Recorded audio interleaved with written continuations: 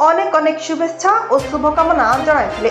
जाजपुर जिला धर्मशाला ब्लॉक जेनापुर पंचायत रे थिबा जाभियर किड्स स्कूल रो क्रिसमस एवं बड़दिन अभिनंदन जणाइथिले एवं किड्स स्कूल रो अध्यक्ष श्री संबित कुमार दास नेतृत्व में पालन करा जायछि बड़दिन रो अभिनंदन शुभेच्छा जणाइथिले। कुनी कुनी पिला माने और जेनापुर पंचायत रो किछि छक बाजार और जेनापुर कॉलेज को जाई बड़दिन और क्रिसमस अभिनंदन जणाइथिले एवं रसुलपुर ब्लॉक रे थिबा कंटियाकणा जाबरा नुआहाट एवं मत्स्य वैकुंठ गोलकधाम को जाई पूजार्चना करथिले।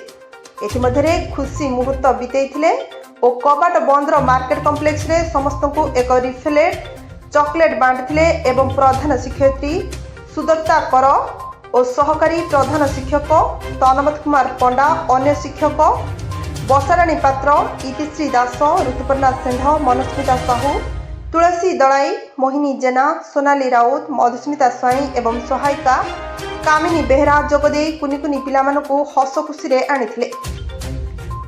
जाजपुर जिला प्रतिनिधि कुलु बराळଙ୍କ रिपोर्ट द पब्लिक ओडिशा।